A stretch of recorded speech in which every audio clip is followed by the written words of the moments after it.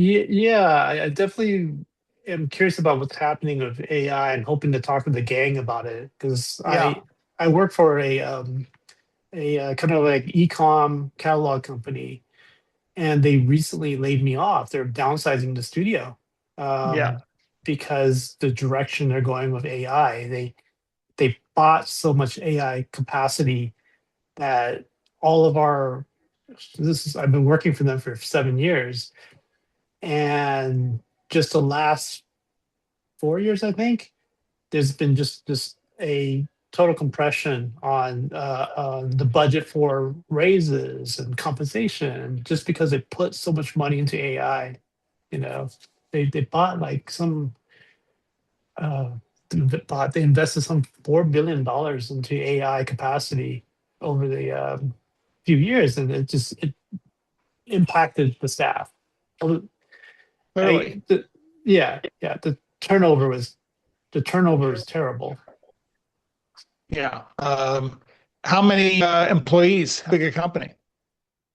The company's Accenture Song, and our studio had maybe 25 employees, and then majority is all contractors, as the Right, way Accenture works. right. So Accenture, writ large, has invested 4 billion in AI. Correct. Yeah, Correct. yeah. We're just kind of at the tip of the roller coaster here, and I think companies that bet big early are going to regret it. I'm starting to see that because the results we're getting from AI generated images for clients, it's more expensive than hiring a crew because the turnaround time was horrible.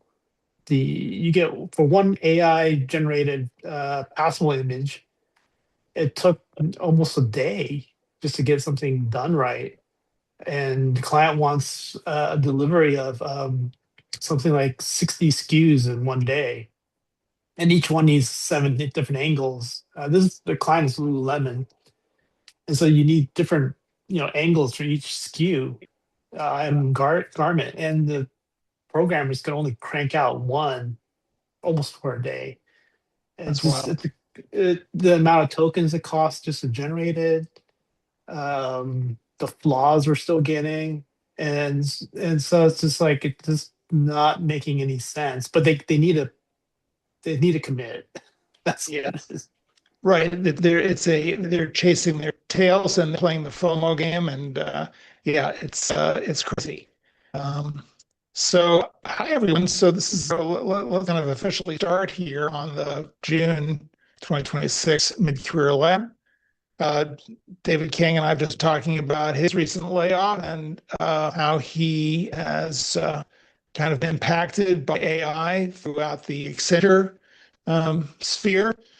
And so we're going to talk about that among other things here. And it all kind of, for me, goes back to the value of networking in troubled times. And the one that we can rely on here is ourselves and our ability to build relationships, and that those relationships are really ultimately what's going to help us land wherever it is that we want to land.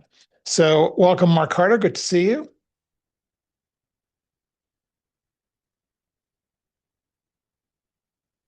There you are. There we go. Hi, how are you? Yeah. Thank you for Good, good, having me. good. Yep, thank you. Yeah, absolutely. And Marty, good to see you as always. Um, and Chris Day, I know you're there somewhere. So if you feel comfortable coming on camera, that'd be great. Hey there, how are you? Very well. How are you? Good to see you. Good to see So you. we'll just kind of get going with the group here and jump into this whole question. So um, uh, let's kind of pivot off of David's experience around getting laid off for AI. It's like, man, you're like the poster child for all of us here, unfortunately. And what is your top question? Coming off of this experience and kind of looking to get yourself back out and and set up again.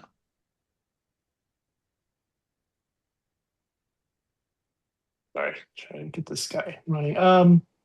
Boy, top question is how to stay relevant to this technology that's um confusing everybody. I feel like some people know what's happening with it. There's a lot of people that don't know what's happening with it, and it's really uh, kind of putting a cloud over the whole interview process and concert conversations I have. Like Yeah. with my age group too. I mean, our age group. I know a lot of cinema guys, gaffers, and grip and cinematographers that are kind of worried about it, but at the same time, they do see there's a lot of things that AI just can't accomplish that they're trying to promise in the beginning. Um, just because it costs too much to do it. I mean, myself too. I use AI a lot to help me with organizing things and doing tasks. The tokens are expensive. I mean, I Yes. don't know how anyone's going to manage this. It's like gold.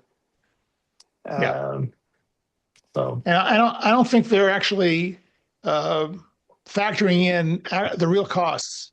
I think that the costs that are being charged are discounted over what their actual running rate is to generate these responses. I'm not sure if anyone else has kind of done any studies on this. Yeah, Marty. Well, I just attended Cinegear, which is the main trade oh show yeah, for the industry, film industry, cameramen, directors, yeah, that's a everything. there. And I swear, half of the time discussing anything for over 2 days was about AI. Right. Uh, and um, yeah, there's problems, but people are figuring it out, and there's a lot happening. Commercials are being made all AI. There's producers using AI actors, and there's discussion of like, what the hell, you Yeah. directing an AI actor. So that is happening, and I guess the where I see making sense, the people talking about we've got to engage with it and have the human creativity controlling it and directing it and involved with it and get in there, um, instead of saying, oh, it's just, you know, crap, Yeah. Yeah. because we've got to engage with it. So, but it is definitely there. You can't say that, well, no, Right. it's blocky. I Yeah. mean, I'm I see things that have totally fooled, like a short film. It's like, wow, who are those actors? Right. It's all AI, all Right. of it AI. As long as they're not talking, they're Oh pretty no, credible. no, they talk, they talk. You want a different accent? You want it a little Yeah. softer? Yeah. No, Yeah. I know a lot of it is very uncanny valley to me, I have to say. Um, one interesting thing, I don't know if you guys saw this, this I think happened yesterday. State of New York has passed legislation that is requiring all AI generated visual content to indicate that it is AI generated and that the performers are artificial or synthetic. So that's kind of an interesting gauntlet that's being oh, thrown yeah. down. I think we're seeing a lot of this kind of creative pushback now to at least foster some accountability. And again, I think that between that and the cost, the real cost that is going to mushroom, the cost of electricity, data center construction, there's a clusterfuck on its way to happen here of colossal proportions.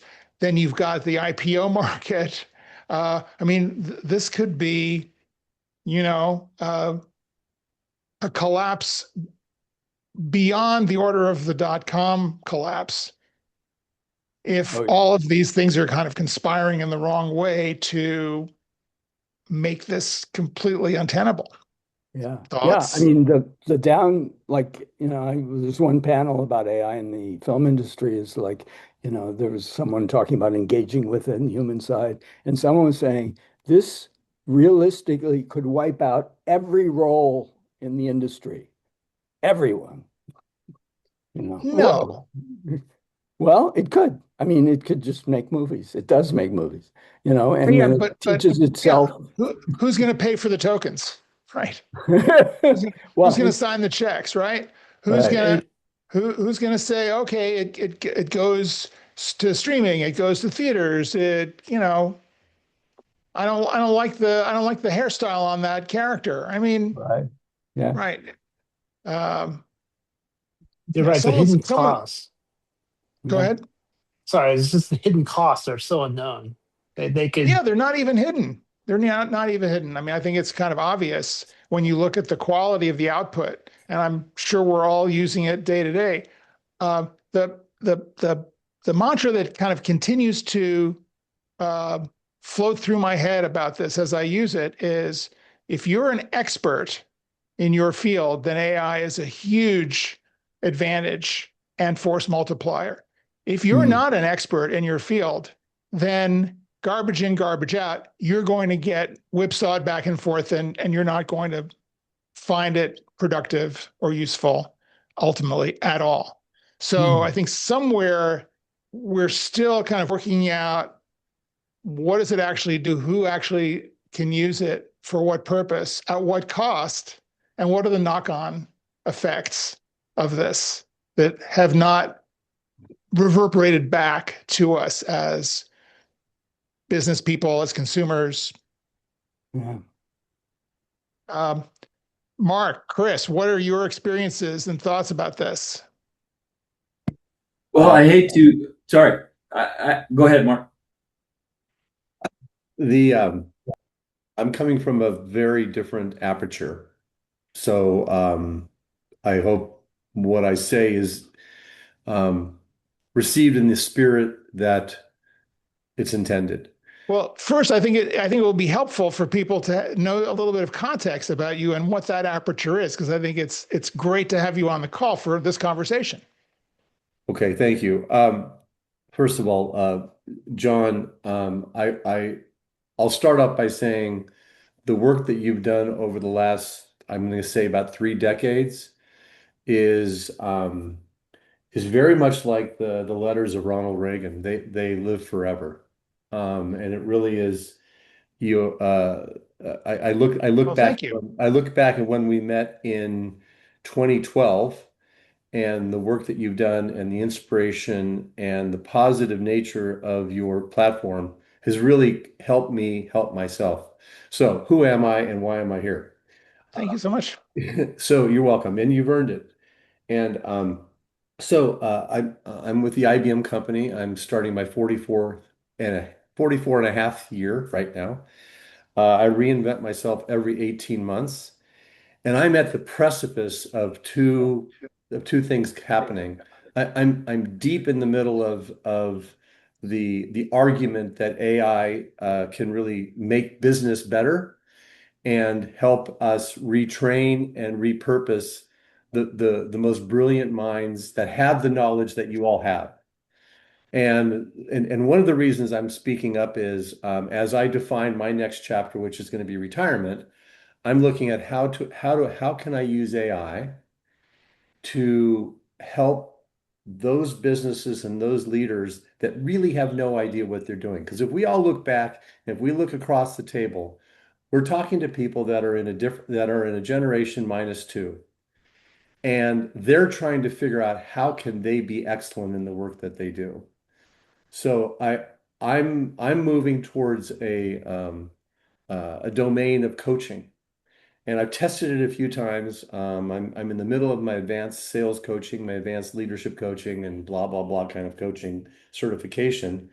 But I've tested it with a couple of CEOs where they're looking at me and saying, I'm really being forced to redeploy people to the open job market and replace it with AI, but I really don't know why I'm doing it. And then once I get there, now I'm stuck with a portfolio of talent that really doesn't know anything.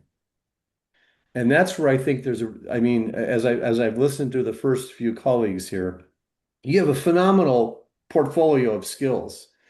And I believe that there are peers of ours that are struggling to figure out, well, how do I do this? And I'll end on this point, at least this part of our conversation, is there is a generation of people that I'm managing that are younger than my daughter. My daughter's 32. So there's a generation that I'm managing, I'm working with, I'm working around, all the way up to, people older than me, um, that are trying to figure out how do we coexist in a world where decisions are being made based upon biased or unbiased, data models. Um, Last point. Next week, I'm going to a conference in Colorado, and it is this is scary shit, right? Um, all of the programmers that program the systems that we grew up with have either retired, COBOL, assembler, PL1, blah blah blah, or they've been replaced by automated tools that are run by people that have the insight into the business. Now there's an entire world of automated programming, automated computer programming, where let's say I want to write an app of how do I organize my Montblanc pens. Okay, you can write an app and it'll tell you you can go sell that, right? It and this evolution really needs thought leadership, industry domain expertise, understanding of how organizations work, and the last thing is how people can effectively communicate. I ran a workshop last week. I said, we're going to do two things. We're going to close our computers and get out a pen. Well, first of all, half the people didn't have pens. Okay, well, we went and got a bunch of pens, and I said, now we need some paper. So we actually wrote a few prompts. And then once they were done writing the prompts, I said, now open your computers and write the prompts into Claude or whatever it is, Granted, whatever. Now close them again. So we played this game, right? And it was actually using different sides of the brain. So anyway, that my perspective is one where we all have something where we can deliver back to our industries that they're aching for. They just don't know it yet. Back to you, John. Right. So you're bullish about this, but you are also cognizant of the costs, the perhaps the buffeting, the chaos that will, I'm sure, accompany this. And you're advocating for us to cinch our belts, stand up straight, open our eyes, Embrace dare to it. fail. Yep. Yep. Be heroic about it because um, Sparky, this is not going away. Oh, right. It is not That's going right. away. That's And right. and I think it's accelerated because what most companies that are operating right now that have maybe Amazon, AWS, and Azure and so on and so forth, they've realized that having four cloud platforms is wildly expensive. Someone just said how expensive the tokens are and everything. Yes. Only thing that's happened, this is just happening 2 years faster than it did the last gen, right? Yes. So cool, scary, I'm but it's yeah, cool. and I'm convinced that the cost factor is wildly underestimated, and that there's a real exponential um, factor here that is coming from all these different angles. I mean, the political, social angle, the data center thing, Yeah. right at the top of it, right, which kind of goes into NIMBYism in general. Other questions about affordability, housing, lifestyle. I mean, my God, this is like hitting us right in the nuts. Yeah, but I, I my just want to get to reaction is, Chris oh, before we get back to you, Mark. I want to get to Chris and just kind of get his take on the conversation. Then I wanted to say hello to Bob Hicks, but so we'll do that in a minute. So, Chris, what's going on? What are your thoughts on all this? Hi, a friend of mine turned me onto this group, and she's an energy professional, and I'm an energy professional. I teach energy Mhm. security at a couple of grad schools here in Northern Virginia, the epicenter Oh of my data God, you're centers. there in the thick of it. Yeah, I'm in the belly of the beast.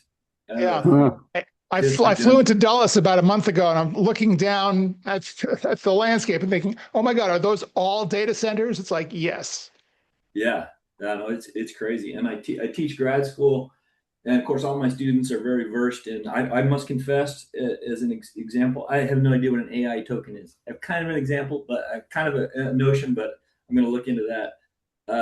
But I do know that as you say, the cost of this is not being properly rolled into it. I mean, I use it all the time. Nobody's charged me for it. I use Sure, the we all free do. service. One of the things I do is I'm on dating apps. So I look at a picture of a person. I'm like, oh, that looks like a professional profile. I go and I circle it, and it goes and it says. Sometimes it'll tell me who it is, but it'll always say like, this is a J. Crew sweater, and they are in Positano, Italy. And that has had to scroll through every picture in the world, and there's no latency. It just shows me what that is. So there's no, and I haven't paid for that. So I imagine that's related to tokens, but Yeah. Yeah. Google Lens is so giving my that to you for free. yeah, so, but my students write this stuff, and the schools have very strict policies about it. But my attitude is, go for it. I don't care. You got to read it, and if you turn me in something that's gobbledygook, I'm going to ding you for it. And they do. They turn in this stuff that's just gobbledygook. I remember I had one guy who was like, the Saudi 2030 vision plan is a visionary vision for the vision of Saudi Arabia, and I was like, and I give him a bad grade. And he comes up and goes, "Well, good." I was like, well, "This is garbage." So yeah, I'm trying to figure out how to use it, but I'm not really too scared of it. For me personally, I feel like I know enough about it. I mean, I know enough about my expertise, Right. and that Right. I can leverage it. What I'm having problems with now is like I'm 60. I just turned 60, and I can't get past the bots for to apply for jobs. I can't get past the Yes. bots, and yeah, that's my biggest problem. Right. Uh, Right. yeah. So just to kind of cover your question, so tokenization is it's like remember back in the day when you first had a cell phone, they were charging you by the minute. And essentially, that's the same thing with tokenization and AI. You're paying by the amount of compute operations that you're invoking when your uh, agent is performing a task for you. Um, Answering a But I query. just I just haven't reached the limit where they're going to say eventually they're going to say, hey, you got to start paying for this. Well, it depends on what kind of a plan you're on. If you're on a kind of a consumer $20 a month plan, you've got a lot of leeway before it's going to kind of tamp down on you. But on a lot of these platforms, and certainly some of the platforms that I'm working with, if you get into agentic work where you're actually developing agents to perform tasks like go into my inbox every day and come up with the 5 most relevant emails, compose suitable replies for me to review. There, you're going to be charged on the token by the token. And depending on how complex your set of tasks is, you're going to be charged a lot. And this is what companies on enterprise plans, Mark Carter, I'm sure you're dealing with this at IBM, are facing. And David, what Accenture is looking at is these budgets, these tokenization budgets that people are exceeding because there is no real understanding of how to monitor this, how to meter it. And so that's a whole other level of education around how the system works that no one is prepared for. And I would guess, Mark, you'll probably agree with me on that. And and it's okay. It's okay that they're not prepared because that's one thing that there are no answers to yet is there's it's like every other maturity model that we've ever learned. And my guess is in in the media and entertainment industry, which I'm just dipping my toe into right now. I'm a total neophyte with Sony and a couple companies like that. But they're figuring out that maybe the human resource, maybe there's a peaceful coexistence between AI and and the human Right. resource. Right. There's And some places where expensive human talent is cheaper than cheap AI talent. right. Well, you take expensive human talent and give them the best tools in the world to make their job to make the outcome of their job more precise. Yeah, And but yeah, I also think that um, this is like every other project or every other movie or TV show. There's going to sure. be scope creep, right? Gosh, I really wanted to shoot this in Southern California, but Istanbul is a better background. That may be more expensive. Right. So Chris, I want to address your question about being 60, being in the job market, and hitting the bots and getting filtered out. Um, and Bob Hicks is laughing. And so we've all been there. And David as well. So this is why this session is about networking, because I believe, and thank you, Mark, for supporting my work for the last umpteen years, that the hiring system is broken. The process of applying to jobs through online applications, sending a resume, sending a cover letter. I don't know if you've followed this, but there's a lot of ink being spent on the death of the cover letter. And the cover letter is supposedly dead because everyone's using AI to write their cover letters. So recruiters and hiring managers can't determine from the cover letter whether the candidate is worth considering. So they're just basically ignoring them. Um, and this goes to the clusterfuck around AI on both ends of the hiring spectrum. And I've been predicted this 2 years ago that not only are people using AI to rewrite their resumes, but they're using, and at this point it was future, we'll be using agents, and they are now to target positions and automatically apply. And companies in response are using AI to filter through the applications to determine which applications, which resumes were generated from AI, who's more right or less right for the situation, and no one's getting served. The companies aren't getting served. The candidates aren't getting served. Um, and so what we have to do is revert to the old-fashioned way of meeting people, actually building relationships, actually having conversations, and building expertise, trust, and credibility through the connections that we make with other people. And it is really time consuming. It is personally challenging. Uh, I'm actually working with my daughter right now, who's 33, and she understands what this is about, but she's finding it really, really difficult to move into this mindset. And which I understand, they're struggling with screens and doing everything kind of electronically. And nope, this is not about that. So I just want to share a quick little screen And that has been and then sorry, and kind of get um, John, I will have to drop at the bottom of the hour. okay. But I we're the session, appreciate you being here. Thank you for that. and Um, I offer if I can help anybody on the team, please share my information. that's great. It's great to have you here, Yeah, if you and come could back. maybe put your email in the chat, Mark, I do want to reach out. Okay. Or This is Zoom, right? Okay. Let me This put is it. Zoom. Yeah. uh, And or okay. Yeah. say it. Or John, you're sharing the screen with your thing, and we can't see. We see more of you than we see of what you're posting. Okay. So let me.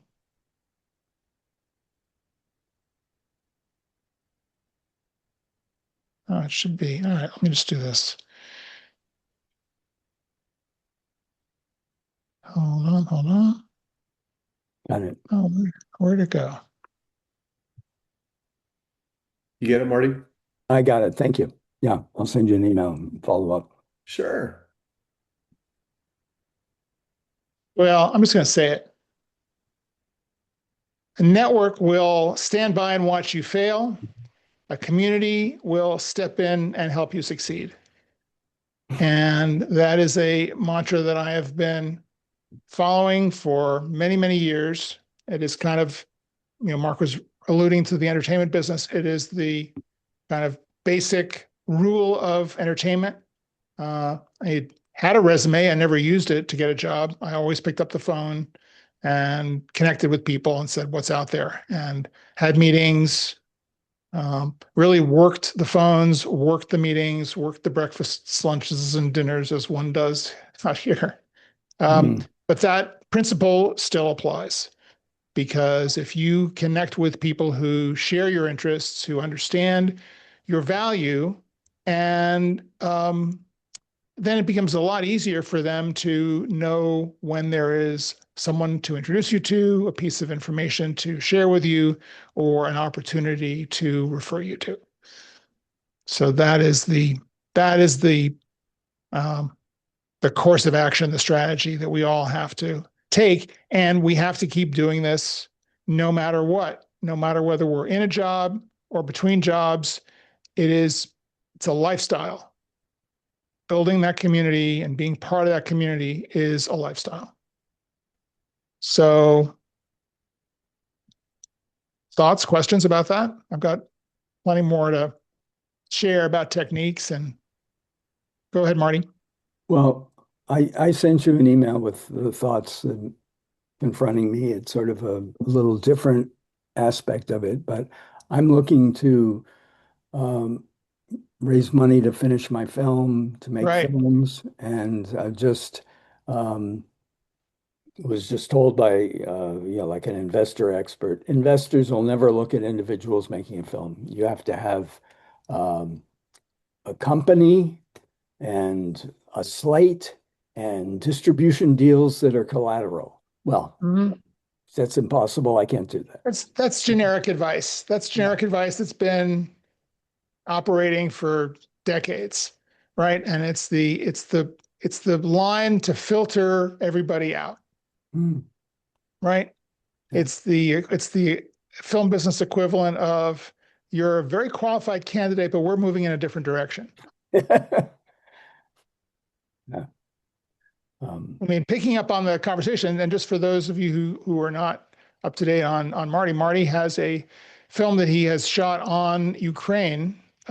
Went to Ukraine twice to shoot, and it is a film that focuses on the people, and it's a very kind of a unusually moving, on the ground interview documentary about the impact of the war on people and how they're dealing with it.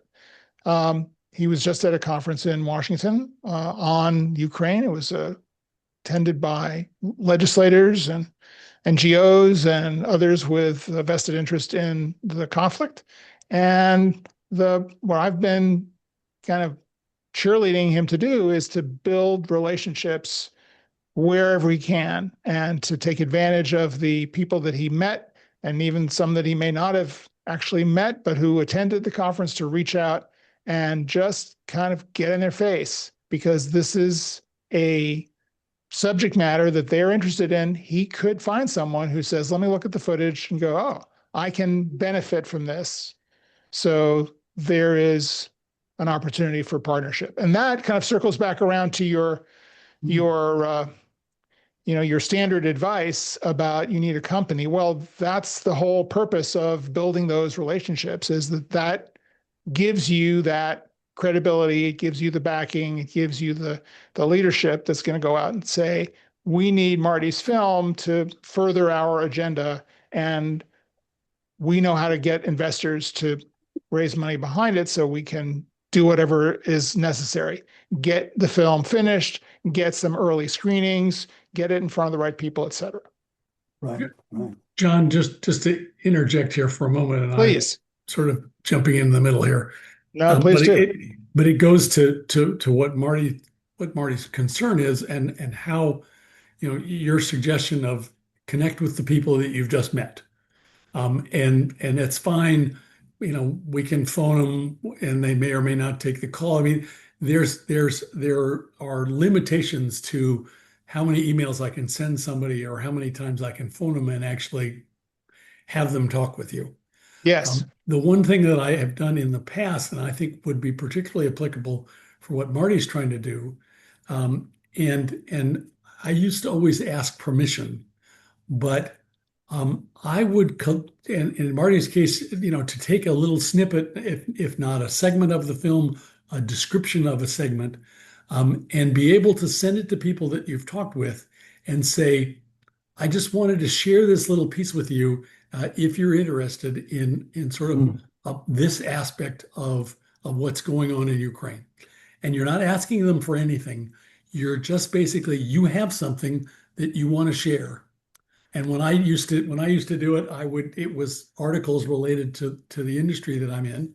I'm an architect, mm, and I did a lot of college and university work, and so it was what was going on at various schools or new buildings that were going on, and it was I was very, very careful, and you must be very, very careful because you don't want it to be more spam. You don't want it just to be noise. But if you can pick out either a little segment, or I can imagine with a film, you could even, a 5 or 10 second clip out of it to send to somebody to say, just wanted to share this with you because this is what I'm working on. And mm, and whether you tell them you're looking for money or not, to me, that's almost a follow-up question to a second touch. But what it allows you to do with these periodic emails is you basically ask someone permission, can I send you stuff? mm, And they often will say yes. And then as long as what you send them has value, certainly to you, but potentially to them, and you need to figure out who you're going to send it to. Um, mm, Basically, it's a way to make a conversation. And if you then connect with them on the phone or they call you or email you, you have something to talk about already because you've already shared something. And mm. so it's this But whole notion of having a little something to give, without expecting, well, gee, aren't you going to hire me or send me money? yep. Mm. This is excellent advice. This is straight up thought leadership, straight up inbound marketing. Uh, the other thing that is built into that is that what you share is shareable. So if you share something that is relevant, interesting, moving to the right people, they will share it to their friends. Mm. So you want to kind of that's what virality is all about, right? Um, the other thing that I think in your case might be interesting is to share updates on all of the people that you have interviewed.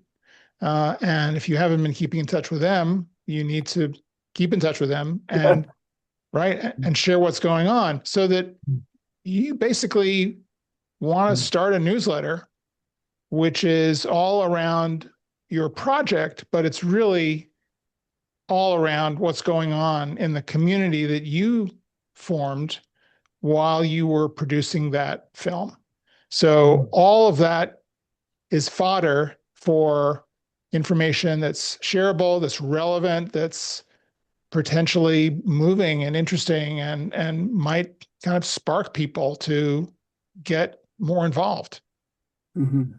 Like I, You know, the classic marketing mantra is that it takes 7 contacts before the target is willing to buy. Um, um, but I was talking to a marketer the other day who says that no, that's old school. That's kind of pre-social media. That in the social media world, you need probably about 15 or 20 contacts wow. to kind of warm up the target before they are in a position to go, oh, okay, this is for me.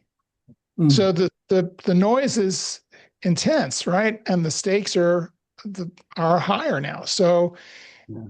but what Bob is saying is exactly the strategy. Well, I mean, the idea of sending a short clip, I made like a bunch of 1 minute clips that I used in congressional meetings. Yeah. Um, and but like I have a website that has a lot of things. Just giving the link to the website is something I've been doing, but it doesn't seem as direct, is it? You just if giving a Well, link. it's not, but I think the point is that you can't. you can no longer share a static piece of content or a status quo. There Mm. has to be an ongoing narrative, and it seems to me each of the people that you interviewed has a story. They had a story up to the point that you interviewed them. They have a story that has continued since. That could be a whole um, a well of shareable data to kind of keep your audience interested and ultimately invested because, you know, as Bob said, it's got to be relevant. It's got to kind of keep people engaged. It's got to appeal to what they need, what they want to hear, what they're interested in. We all get so much in our inboxes, and I'm sure I'm not alone. I'm constantly kind of going through, right? Do I still need to be on that list? Right? Is that still interesting to me? Um, people are coming on and off my list all the time. Mm. Um, and that's just the way it is. But you have to kind of continue to have a point of view.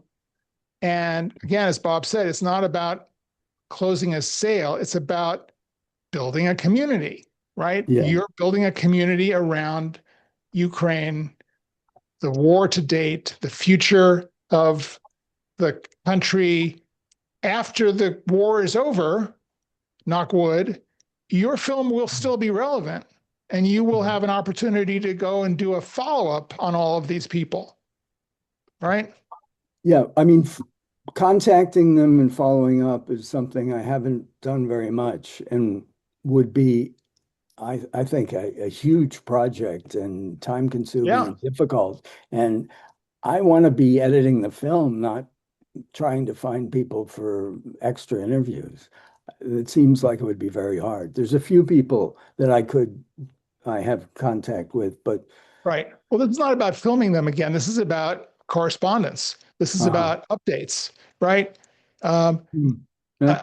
I, I would search around in your world and look at other film projects that have used a more inbound social media savvy marketing strategy Mhm. and see how they do it. See what their newsletter is like. And they're all over the place, right? Right. People who've got projects and they're keeping their audience abreast. I mean, Kickstarter is the kind of the foundational example of how that works, right? When it was set up, right? Because Mm. it's all about um, we're going to do this product and we want you to support it. And here are the various levels you can support it at. And I mean, Mhm. Indiegogo was set up to finance films originally. Right. And the way it goes is you kind of, here's the update. Last week we did this, you know, Mhm. this week we had this setback. Next week we had this victory. 2 weeks from now we've got this meeting. We have a meeting. Hopefully it'll work out. We're meeting with a distributor. Oh, it didn't go so well. Da, da, da. I mean, people want to be part of your process. Yeah. Yeah. John, And one in thought that occurs to me, and it was certainly something that I did when I was doing this with regularity, Mhm. is I could have done a mass mailing, I could mail an article to 12 people, um, and people would see that others had received it. I typically always individualized each time I sent each thing I sent. Uh-huh. mhm, So people knew I was sending it to an individual. They weren't just, it wasn't just a newsletter that was right. globally sent. And even if you send the same thing to 2 dozen people, the likelihood that they're going to cross-reference and say, "Oh, I got that same thing from him already," is unlikely. But it's that personal one-to-one that I think is critical Yeah. when you're trying to establish that community, that relationship. Bob, it's a trade-off. I think there is definitely advantage to the one-on-one, but I think the one-to-one is a follow-up. So Mm. you're the methodology here, and I want to circle around in the time we have left. I want to talk about David and Chris because while this is very specifically directed towards Marty at this particular moment, there are elements of this that apply to job search.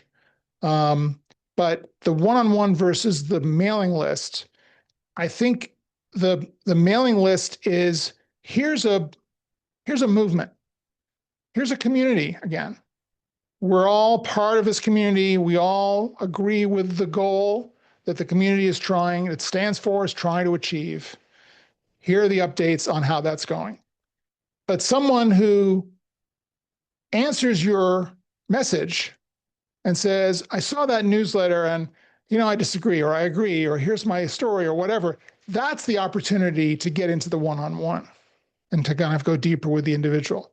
But I think when you're dealing at scale, it's hard to engage with 30 people, 100 people one-on-one.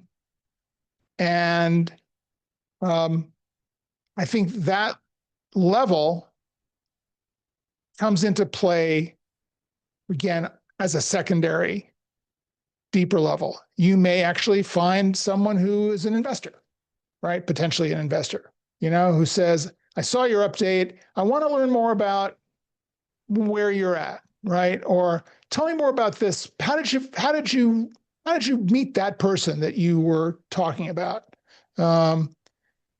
That's when you get into the one-on-one, because it's a honeypot, right? You're trying to attract out of this swarm of potential people interested in the topic. You're trying to find those people who are really more engaged. They're watching the newsletter. You're building trust.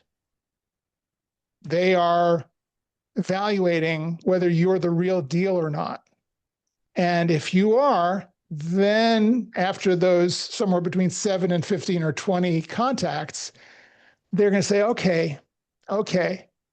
And you don't know what's going to push them over the edge, whether it's just time, something else happened to them.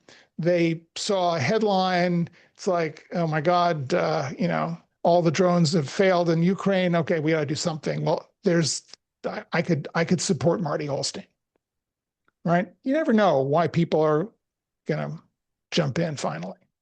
But again, sorry kind of for hogging this today so much. I want to bring it back. I want the networking to come back to the day-to-day job search, because again, it is still the same principle. It is an inbound marketing approach where you find, as a thought leader, you find the topic, the set of topics that relate to your expertise, and you start talking about these topics. You start finding shared interests, shared values amongst those people out there in your field who are thinking about this stuff.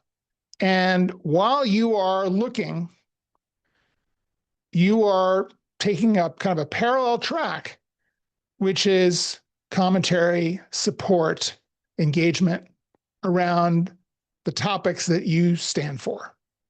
So, case study, working with a guy a few months ago, senior marketer, fast food industry, QSR, quick serve restaurants, and trying to kind of break through into the CMO level. Successful as a hired gun. He's the guy that you call if your sales drop 5% in the quarter. It's like, oh, what are we doing? We gotta figure out what the marketing play is. He was tired of doing that. He wanted to be in the C-suite, really developing campaigns, really pushing stuff out. So we talked about this. He launched a newsletter. So I was hearing these stories. He was telling me these stories in our meetings. Really fascinating stuff. Very in-depth understanding of his business and why this chain is suffering and struggling and the other chain is successful, and going way back to the history of this field, et cetera. I said, you're a lot of what you're talking about. You're outlining a manifesto for how to do this, and start writing. And because he's a marketer, he turns out to be a really good writer.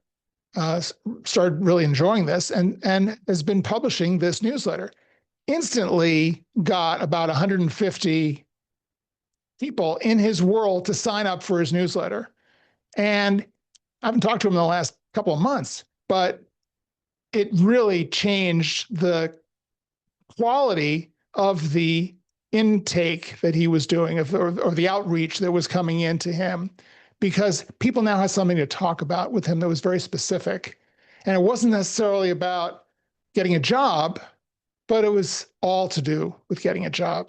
It's keeping people warm and keeping them thinking about you and keeping top of mind so that when something comes up, they go, oh, I want you to meet Chris Day, or I want you to meet David Kang. He's a really interesting mind in this world. He's got a lot of really interesting things to say. I don't know where this is going to go, but you should have a conversation with him. And that's how opportunities happen. You scale that up and doors open and connections get made in the strangest ways. And I've heard some crazy stories over the years about, people making connections in the last places they would think would be productive. And I've had my own experience with that, where people I thought, were completely unreliable and they wanted to help me. I'm going, okay, sure, fine, whatever. And something happens out of that. Never would have thought. Questions? Well, I've blown you all out of the water. I was just going to say that, yeah, my experience, like when you talk to people, it's like the people that I expect the most, like, oh, this person knows my work. We've been friends for a long time. They're going to definitely help me out. No correlation between that and just some random person that I meet on the tennis court. But I wanted to come back real quick to your idea about AI. And I've had somebody who's like, oh, you've got to run your resume through AI and have them redo it. And I heard your bit about, well, the death of cover letter. Should I run my resume through AI? Yeah, why not? I mean, it doesn't hurt. I mean, but I wouldn't necessarily rely on AI to kind of one and done it. I think you have to. The way I would engage with AI on the resume is to have a conversation and not pick a latest, greatest, hottest prompt. Oh, here's the prompt that's going to get you hired, right? Use this prompt to rewrite your resume. I think it's much more about being mindful of what it is that you're trying to do, what your goals are, what you'd like to do in this next job, how you want to talk about your experience, and have AI understand your goals. If you read a lot of these prompts, they're very, very generic and standard, and in many cases they're very vague about the kind of output that they're generating, right? Write in an engaged, upbeat style. Well, my problem with a lot of this is that everything starts to sound the same, right? Because you're not really putting yourself into that engagement with the AI. So have a dialogue. The latest models are really smart.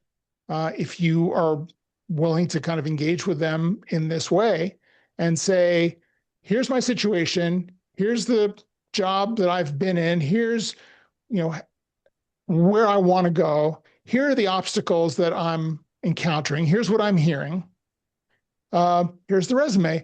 What are your thoughts about this, right? How would you advise me to improve the language, my word choice, verb choice, the format? What should I emphasize here, right? How can I make this consistent? What am I leaving out, right? What are some important things that you think are missing, that maybe I can put in, maybe I can't, but if you were a hiring manager, what would you be looking for, right? So it becomes a much more involved process than just using a prompt to rewrite your resume. Does that make sense? Well, it would make sense if I knew more about what a writing prompt is, and I'm woefully Yeah. ignorant on that. So the writing. Typically, if you go on LinkedIn and you find a post that says use this prompt to rewrite your resume, and it'll give you a kind of a Mad Libs page where you put your information in and you give it your resume, and you upload your resume, and it redoes your resume based on that standard prompt. And what I'm suggesting is that that's a superficial way to do it. It's going to make you sound like everyone else. It's not going to really do the heavy lifting that you want to do about what you want and who you are. And so it's the difference between, again, engaging with AI as a thought partner, which I think is the real key here, versus using it as a glorified search engine. John, Well, what if I took a specific job opportunity and said, write my resume designed for this job opportunity? Yeah, you can do that. But I think that the problem is still that it's not necessarily going to write that resume from your point of view, knowing who you are, what your background is, what you want to do, what your top skills are, what your preferences are. And this all goes back to the idea that you don't want to try to fit yourself into someone else's idea of what that job description is, right? Because they don't really know what the job description is. You're going to come up against the same problem you're coming up with, a good resume or a bad resume. They're going to look at you and they're going to go, oh, so what are his graduation dates? Or how old do we think he is? He doesn't have graduation dates. He's taken them off. He's in these kinds of positions. Okay, we think he's probably too old and he's hiding his age, so pass. The AI resume isn't going to help you deal with age bias, right? Or experience bias, which is increasingly the aversion to experience, because people are thinking, oh my God, this guy's got too much experience. He's set in his ways. We can't retrain him. He thinks like an old person. Pass. So my prescription is be you, get AI to help you be the best version of you possible, and use the resume as a accurate, eloquent expression of your best work. And now go build a network where you can connect with people, use that resume to accurately represent yourself. And by extension, the resume goes into your LinkedIn profile, your experience section, and your resume should be congruent. And that's how I would recommend you flip this around. Make sense? It's a little fuzzy, but So if you haven't already, I would encourage you, take a look at my LinkedIn profile, take a look at my website, my johntarnoff.com website. A lot of material on there about this approach, and you'll find a lot of ideas there about how to proceed. Okay, I appreciate it. So we're kind of coming up on time here. I want to thank everyone for showing up. It's been a really lively conversation, and we're going to get through this some way or another. We may be a little dinged around the edges, but we're all going to get through this. And I believe in experience. I believe that experience rules the day at the end of the day, and that after all of the AI chaos is settled, I think we will all have a place in the new world. So that's my positive way to sign off today. Thank you, John. We'll see you guys next month. Okay, Thank you very thanks a lot. much. Thank you. Thanks, everyone.